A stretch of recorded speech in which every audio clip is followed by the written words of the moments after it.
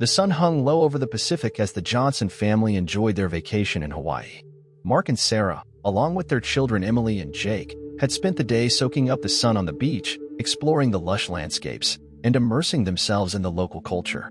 As the day drew to a close, they decided to venture into the heart of the island for a traditional luau. The rhythmic beats of the drums and the mesmerizing hula dancers captivated the family, transporting them to a different time.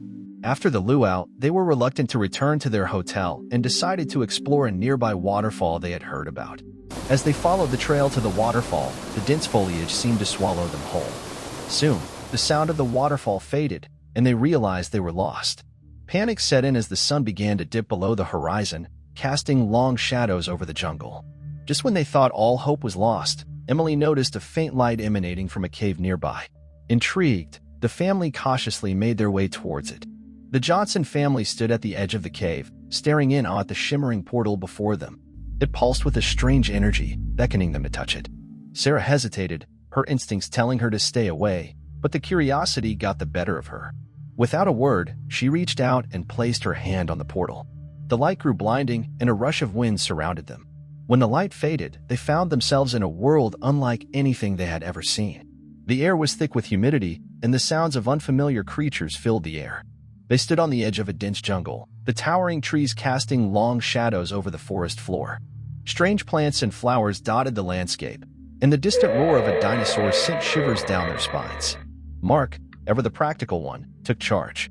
"We need to find shelter and food," he said, his voice firm. "We don't know how long we'll be here." They spent the first few days exploring their new surroundings, trying to make sense of this prehistoric world they found themselves in.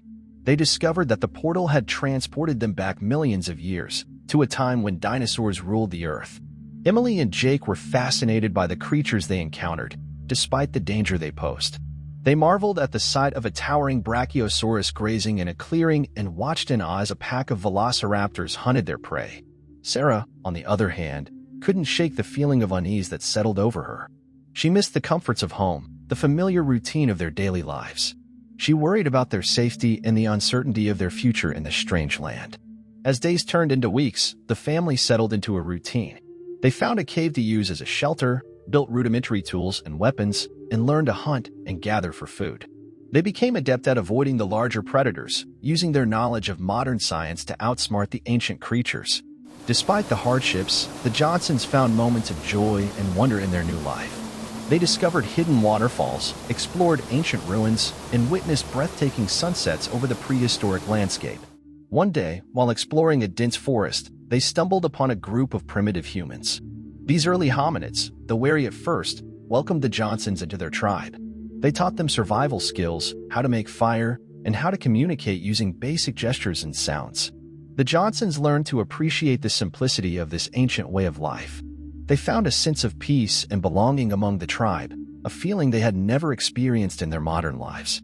But as time passed, Sarah couldn't shake the feeling that they were meant to find a way back home. She spent hours studying the portal, trying to understand its mysteries. She knew that their chances of survival were greater with the tribe, but the desire to return to their own time burned within her. One night, as the family sat around the campfire, Sarah made a decision.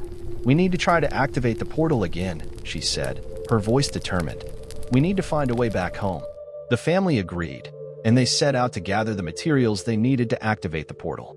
They searched for rare minerals and crystals, using their knowledge of science to create a device that could harness the portal's energy. Finally, after weeks of hard work, they were ready. They stood before the portal once again, the device in hand. With a deep breath, Sarah activated the device, and the portal sprang to life. A blinding light engulfed them, and when it faded, they found themselves back in the cave in Hawaii. The sounds of modern life filled the air, and tears of relief streamed down Sarah's face.